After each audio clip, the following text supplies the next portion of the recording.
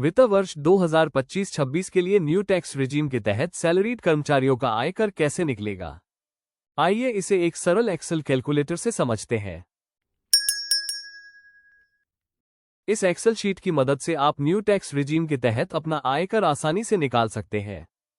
सबसे पहले ऊपर अपनी बेसिक जानकारी भरें, ये सिर्फ रिकॉर्ड के लिए है।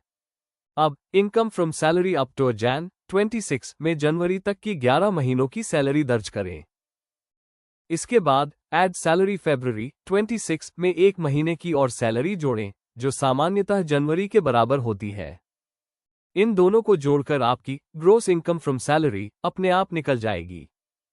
अगर बैंक या एफडी से ब्याज मिला है तो उसे इनकम फ्रॉम बैंक इंटरेस्ट में दर्ज करें। इसके बाद टोटल इनकम कैलकुलेट होगी और 75,000 रुपये का स्टैंडर्ड डिडक्शन अपने आप घट जाएगा। अब टैक्सेबल इनकम दिखाई देगी और उसी पर नए स्लैब के अनुसार इनकम टैक्स अपने आप कैलकुलेट हो जाएगा। यदि आप रिबेट सीमा के भीतर हैं तो रिबेट 87A स्वतः लागू हो जाएगी। उसके बाद 4% हेल्थ एंड एजुकेशन सेस जुड़कर टोटल टैक्स ड्यू दिखेगा। अब टैक्स डिडक्टेड फ्रॉम सैलरी में अब तक कटा हुआ कुल टैक्स भरें।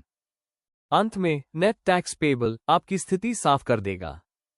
अगर राशि पॉजिटिव है तो उतना टैक्स अभी देना बाकी है जिसे फरवरी में कटाया जाना है। अगर राशि माइनस में है तो इसका मतलब है कि आपका टैक्स ज्यादा कट चुका है और आपको रिफंड मिलेगा। इस सरल आयकर कैलकुलेटर को निःशुल्क डाउनलोड करने के लिए विवरण में दिया गया लिंक देखें। आप भी इसे उपयोग करके अपना टैक्स आसानी से जांच सकते हैं।